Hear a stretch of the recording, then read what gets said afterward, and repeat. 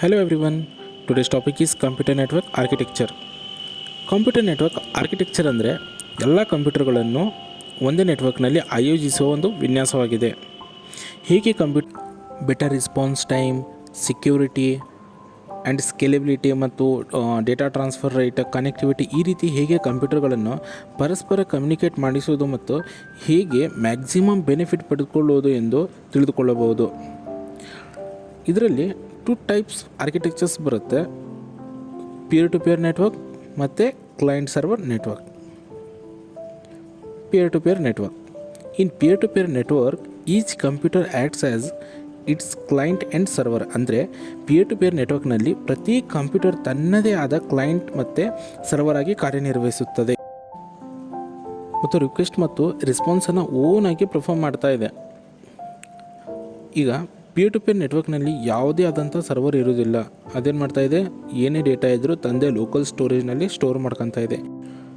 Pear to peer ನೆಟ್ವರ್ಕ್ನಲ್ಲಿ ಒಂದೇ ಥರ ಆದ ರಿಸೋರ್ಸ್ ಮತ್ತು ಒಂದೇ ಥರದ ಕಂಪ್ಯೂಟರ್ ರೈಟ್ಸ್ಗಳನ್ನು ಬಳಸ್ತಾರೆ.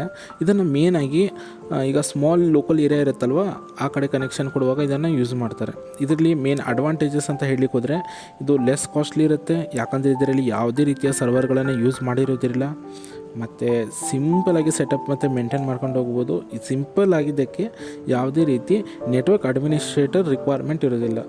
ಅಲ್ಲಿದೆ ಲೋಕಲ್ ಪರ್ಸನ್ ಸ್ವಲ್ಪ ನಾಲೆಜ್ ಇದ್ದವರೆ ಆರಾಮ್ಸೆ ಮೇಂಟೈನ್ ಮಾಡ್ಕೊಂಡು ಹೋಗ್ಬೋದು. ಈಗ client server network. Client server ನೆಟ್ವರ್ಕ್ನಲ್ಲಿ ಒಂದು ಸೆಂಟ್ರಲ್ ಕಂಪ್ಯೂಟರ್ ಇರ್ತದೆ. ಅದು ಹಬ್ ರೀತಿಯಲ್ಲಿ ಕಾರ್ಯನಿರ್ವಹಿಸುತ್ತಾ ಇರುತ್ತದೆ. ಅದನ್ನು ಸರ್ವರ್ ಎಂದು ಕರೀತಾರೆ.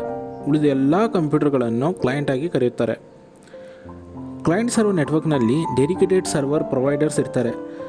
ಅವು ಎಲ್ಲ ತರಹದ ಡೇಟಾಗಳನ್ನು ಸ್ಟೋರ್ ಮಾಡ್ತಾ ಇರ್ತದೆ.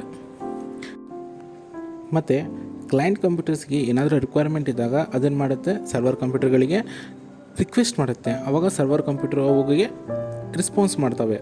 ಓಕೆ, ಈಗ ಫೈಲ್ಸ್, ಡೈರೆಕ್ಟರೀಸ್ ಎಲ್ಲ ಥರದ ಡೇಟಾ ಮ್ಯಾನೇಜ್ ಮಾಡುವ ಜವಾಬ್ದಾರಿ ಯಾರ್ದು? ಸರ್ವರ್ ಹೊಂದಿದೆ. ಮತ್ತು ಸೇಮ್ ನೆಟ್ವರ್ಕ್ನಲ್ಲಿ ಇರುವಂಥ ಎಲ್ಲ ಕ್ಲೈಂಟ್ಸ್ಗಳು ವಯಾ ಸರ್ವರ್ ಕನೆಕ್ಟೆಡ್ ಆಗಿರುತ್ತದೆ. ಈಗ ಅಡ್ವಾಂಟೇಜಸನ್ನು ನೋಡೋಣ.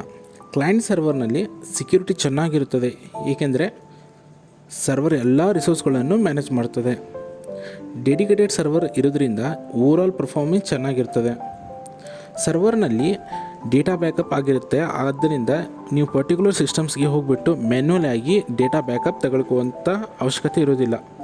ಮತ್ತು ಡಿಸ್ಅಡ್ವಾಂಟೇಜಸನ್ನು ನೋಡಿದ್ರೆ ಒಂದು ಸಲ ಸರ್ವರ್ ಡೌನ್ ಆದರೆ ಎಂಟೈರ್ ನೆಟ್ವರ್ಕ್ ಡೌನ್ ಆಗಿಬಿಡುತ್ತದೆ ಮತ್ತು ಮೇಂಟೆನೆನ್ಸಿಗೆ ಮತ್ತು ಸೆಟಪ್ಪಿಗೆ ತುಂಬ ಡಿಫಿಕಲ್ಟ್ ಆಗಿರ್ತದೆ ಮತ್ತು ಸ್ವಲ್ಪ ಕಾಸ್ಟ್ಲಿ ಆಗಿರುತ್ತೆ. Thank you for watching. Video ಚೆನ್ನಾಗಿ ಅನಿಸಿದರೆ, ಇನ್ಫಾರ್ಮೇಟಿವ್ ಅನಿಸಿದರೆ ಲೈಕ್ ಮಾಡಿ, ಶೇರ್ ಮಾಡಿ, ಸಬ್ಸ್ಕ್ರೈಬ್ ಮಾಡಿ.